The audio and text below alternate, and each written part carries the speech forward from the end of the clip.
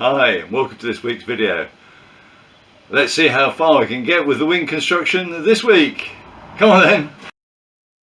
In the last video I had the upper rib stiffener in place, which makes this very rigid compared to that one. You can see that wiggles backwards and forwards, same amount, the force hardly moves at all.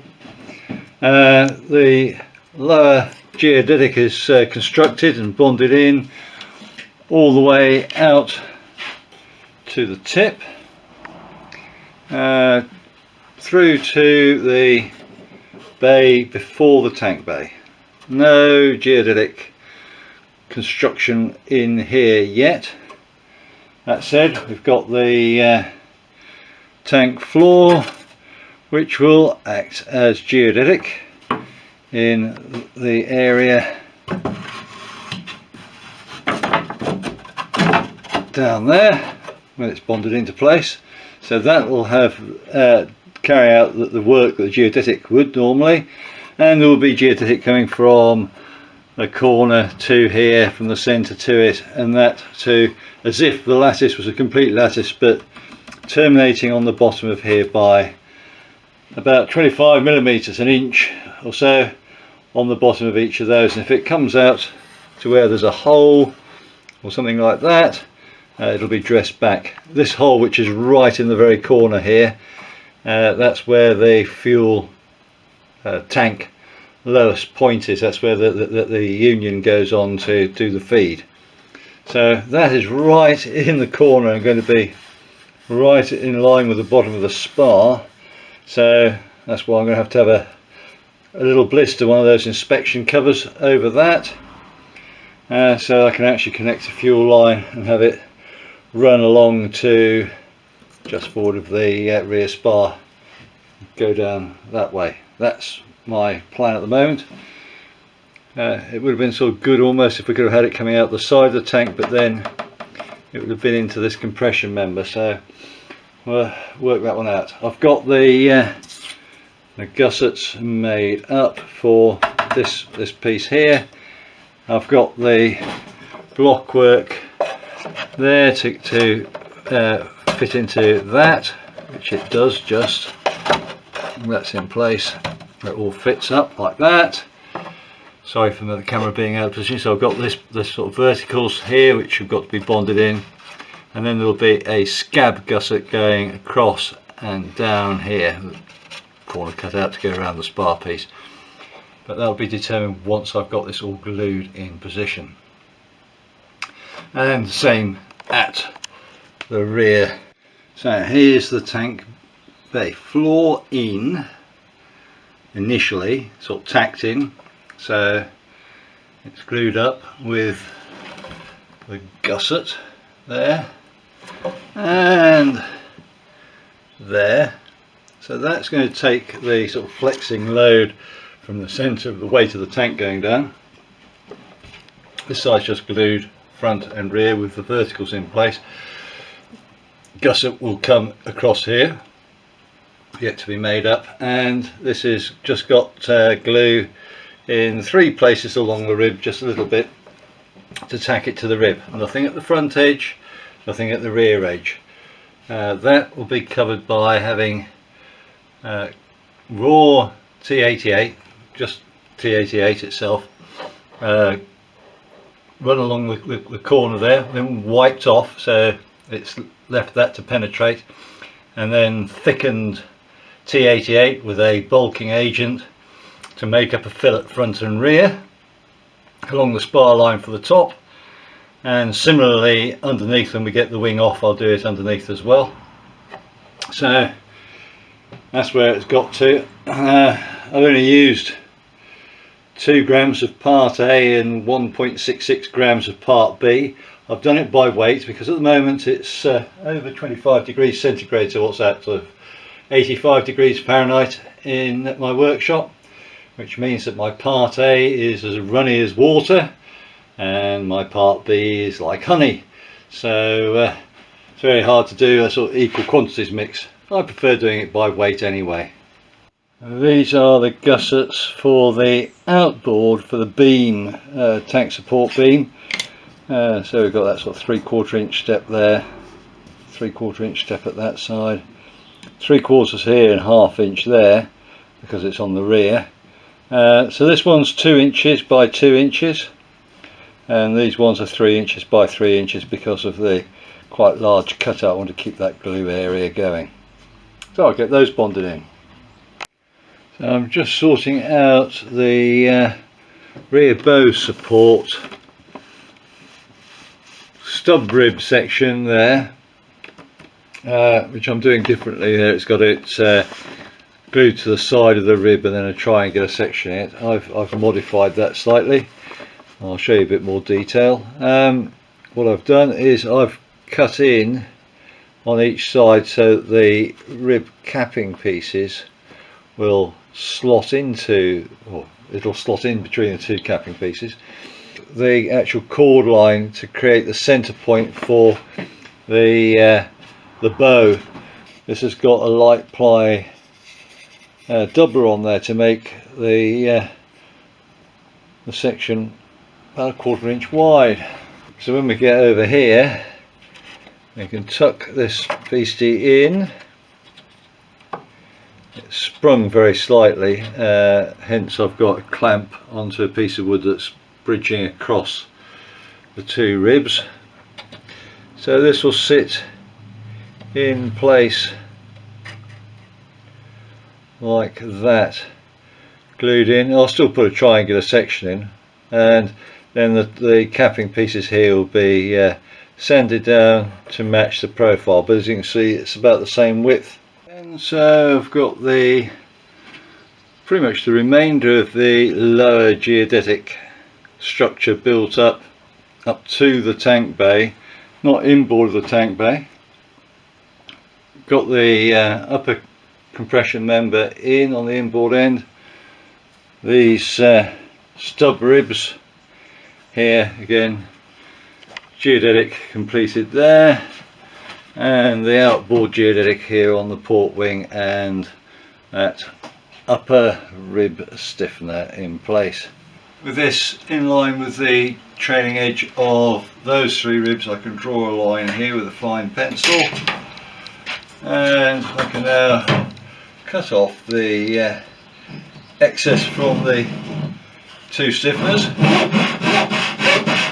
Now, thing to bear in mind on the drawing here, this one for the outer bow support is offset slightly to one side to go with the cord line, so there is a right and wrong way up, the same as there is for these ones. So as I found out by sticking it onto the plan there, so it matches up with the profile at the back of the trailing edge, marking on the point where that cord line goes.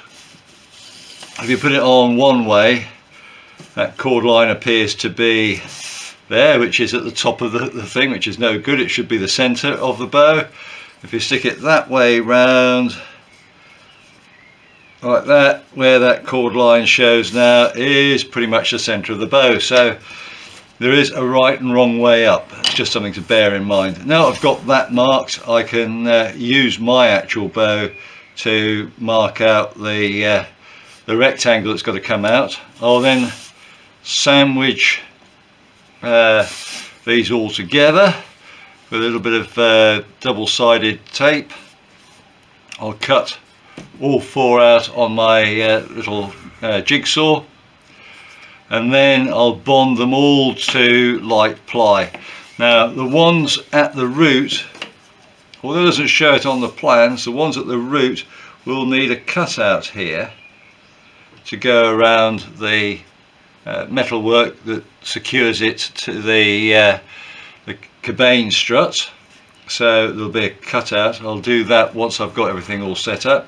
Cut a circle all the way through this birch ply and the light ply, so that we can actually look through that hole at the anchor nuts, sorry not the anchor nuts, the stiff nuts on those mounting plates, for annual inspections and things like that, so I can actually check it out, because otherwise they're in a blind section which you couldn't get to see unless you had a very thin camera or something.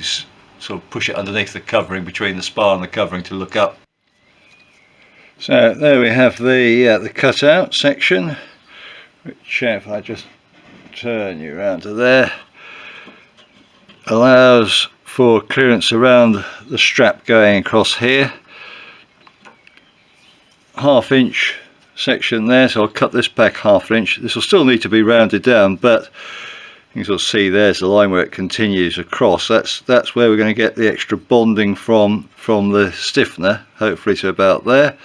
Top and bottom will give that extra little bit. That'll just make it just a little bit more rigid. And then for the intermediate ones, you can see I've rounded off the corners there so that the covering can sit on it. I'll now bond on the light ply, making sure I make lefts and rights accordingly. And because light ply is so soft, you know, I can sand it back to this profile without affecting the birch ply, so I have the right shape. Marking up to cut and sort out the trailing edge. So same way as I did the lower wing, I've fitted it onto the wing by the spar. That way I've got the spacing. The marks will be exactly the same as the spacing on the ribs, so any errors, 32nd here or 32nd there, won't be there. So I won't be trying to bend ribs in any particular direction. It's how it should be, and the ribs will be straight going front to rear. Also, this will allow me to mark in that canted angle for the fact that the ribs aren't 90 degrees to the spar this time. And there we have the trailing edge bonded into position, supported by the lollipop sticks and clips and held in by 2 bungees. And the entry bow support there's just had the addition of its triangular section added. Well, there are the blocks which I made up, the rib sections. You can sort of see I've cut out quite a chunk of the light ply on that one, which fits out there somewhere. That's yet to be determined. Its positions to be determined once I get the bows into position. And then these ones, I cut the hole in the top in the end, so when it's actually in position you can actually look down, you can see both the nuts through that hole for the sort of annual inspection. So once I get this all tightened up, I'll put the old marking lock on each of those, so there's a look through and just make sure that the nuts aren't working their way loose. The trailing edge is on both wings now, so that's great. I'm going to be putting my diagonal piece in here to stop this. You can probably just see that just can rack a little bit from side to side, so I'm going to stiffen that up with a piece going in from here to here, sort of top and bottom triangular section, similar to the lower wing, because that had it all the way along, but it had a crisscross going all the way along. I'm just going to put the one piece in from here to here, because there's nothing shown on the plan for anything doing that. So I'm just going to put the one piece in.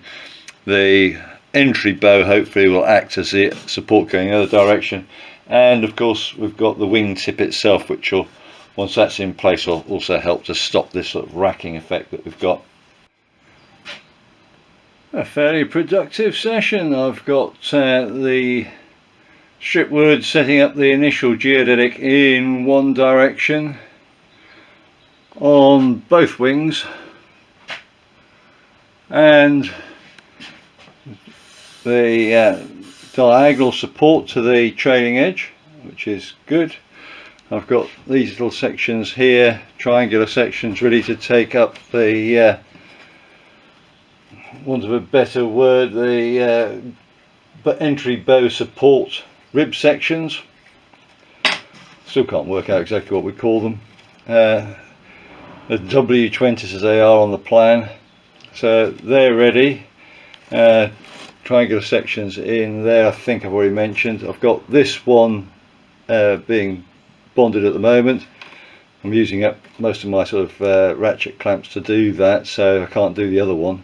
just yet, but hey ho, we're getting there.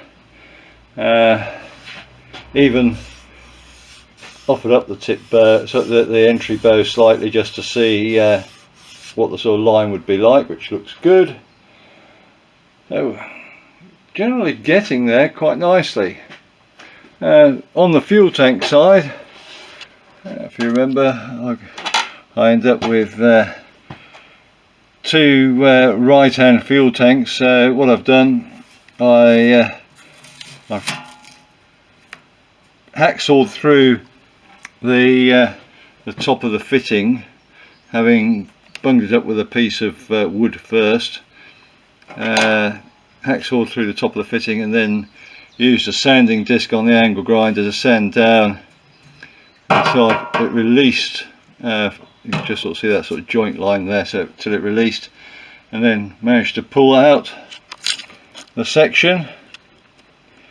There we go, that's what I pulled out. It came out quite easily.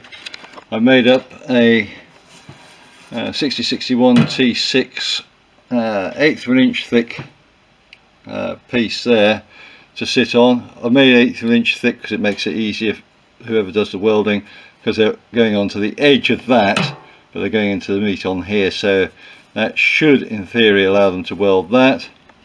And then I bored the hole to put the other union section in, which put the other union section in, which looks a bit like that, except it's got a hole in the side so as it can actually fully drain. I'm not quite sure, I can't get into this, the one on this tank, to do that. I'm not going to take it out and then drill this and put that, change it over. So it's a addition from Dave Hurtner is to put a hole in the side to get it to drain fully. I had the option of putting it through the side as well. I was thinking of going through, but because I put the gussets in there, I think it would interfere. The gussets would interfere with the fuel line having a straight union, so I'm just going to keep both sides the same continuity going through. Taped up so that we don't end up with detritus entering. Well, that's it for another week.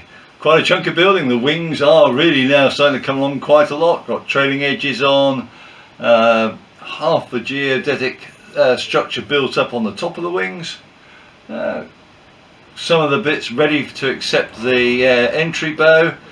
We're getting there. It really is cracking along quite quickly, so hopefully next week we'll start doing a bit more finishing off the geodetic and things like that before we get on to finish off the tank bays. So let's see how far we get next week. Bye now. Thank you for watching. If you enjoyed the video, please hit the thumbs up. You can subscribe or even hit the little bell notification for future videos. Any comments would be appreciated, and I'll try to get back to you as soon as I can. Remember, go fly and feel the sky.